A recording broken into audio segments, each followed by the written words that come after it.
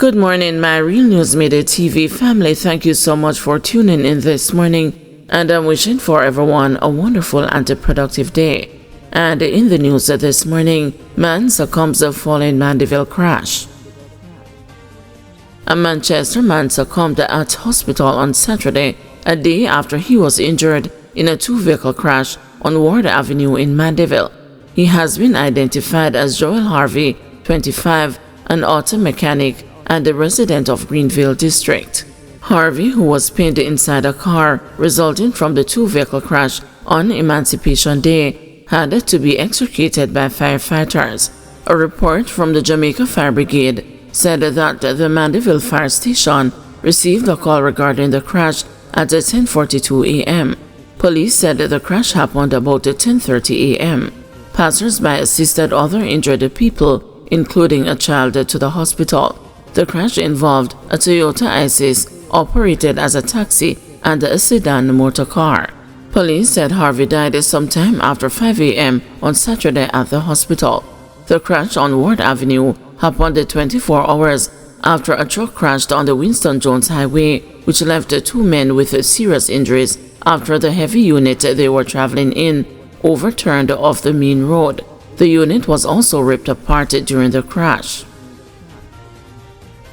Pregnant woman among 5 Haitians arrested in Manchester.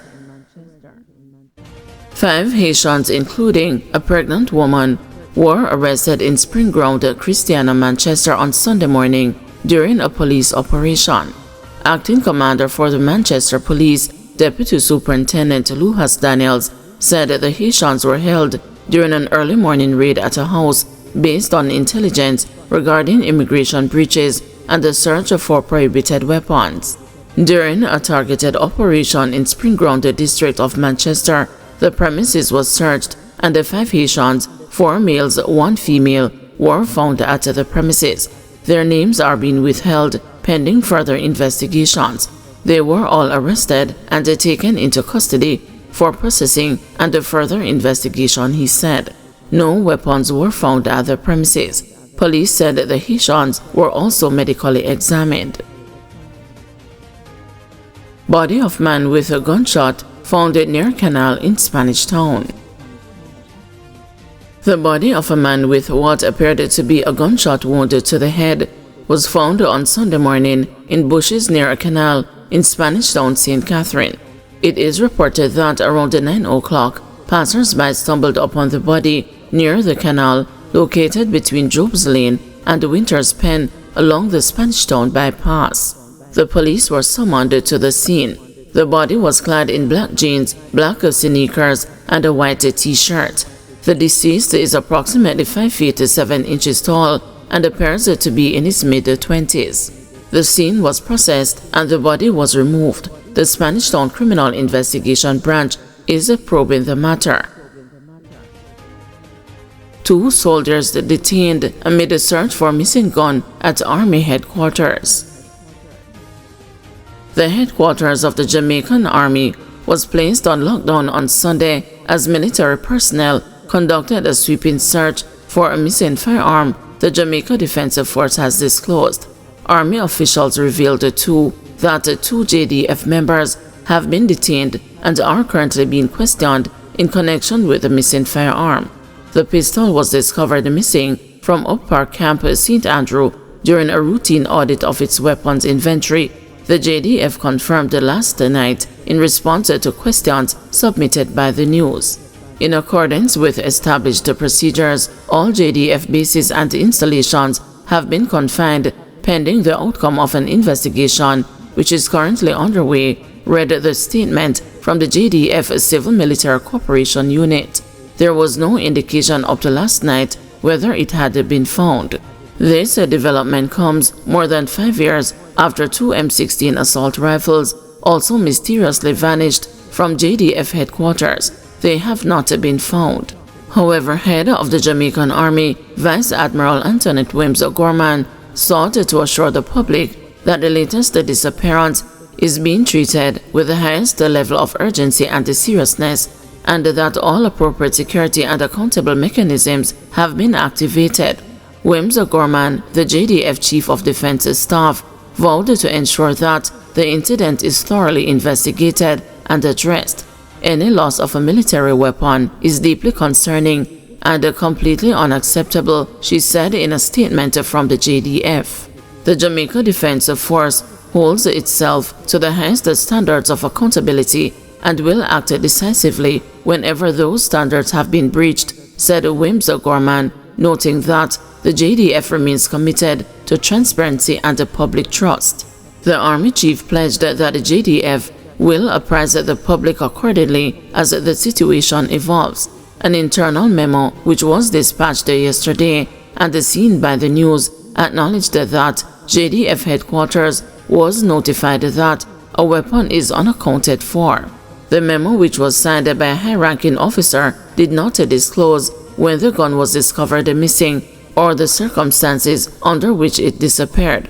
In light of the aforementioned, I am directed to advise that an SIC 100% arms and ammunition checks be done by all formations and the findings sent to HQ JDF NLT no later than Sunday, August 3, 2025 at 1800 hours, it said.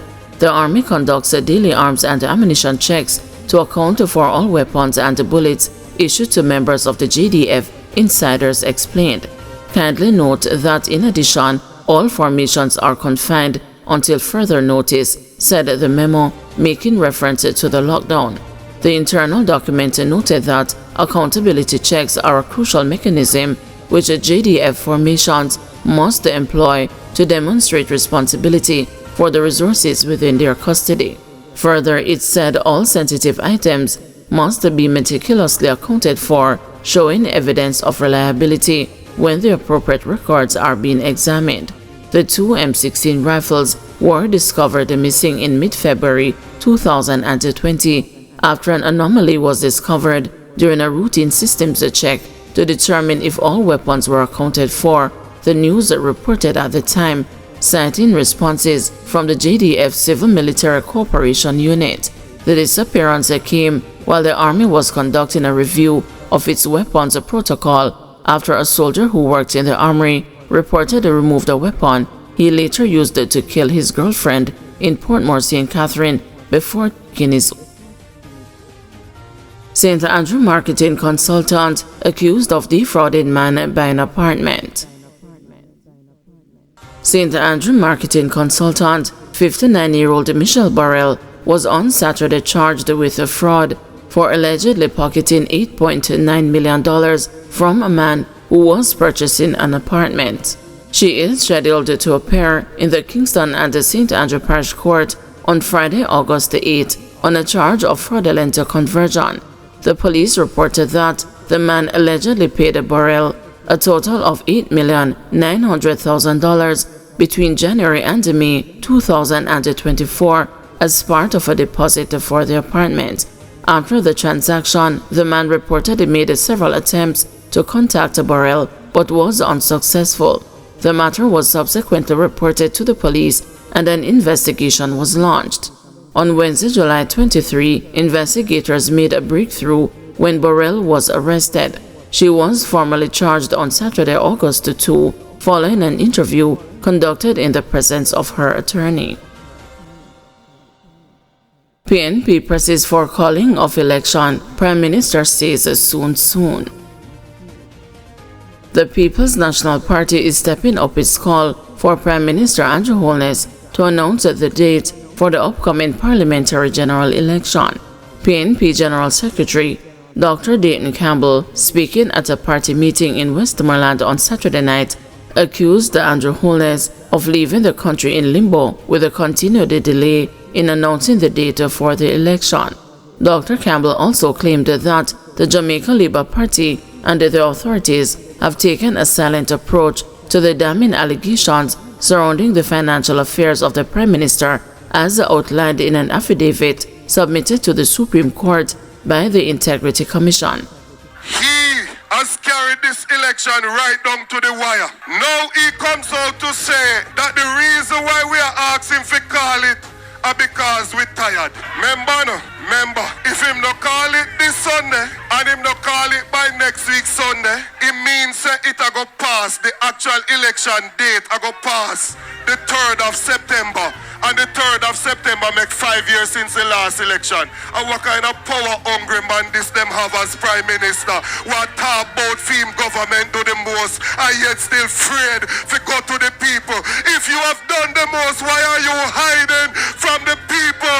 When I used to go to sports day, they would say, Andrew in the garden, hiding. Andrew in the garden, hiding from Mark Golden. Any public sector worker that they came out and said those things about could not still be in their job. They would have sent them on interdiction and tell them, say them have to resolve this matter before they can go on. But I don't want labor rights afraid, me afraid of Andrew Holness. So I now ask you if you put him on no interdiction. Call the election and make we sort out your business.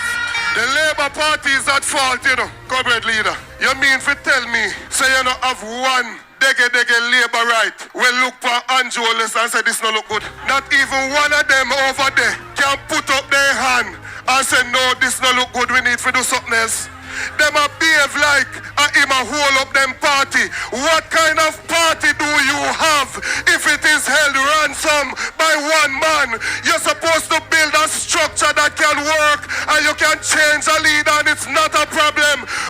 There had been widespread speculation that the Prime Minister would have announced the date of the election on Sunday, August 3, but he put such thoughts to rest during a video call with a supporter when he told her definitively that this was not his intention. He added, however, that the announcement would come soon. Guys, thanks for watching. Please join us this afternoon at 2 p.m. for another news update.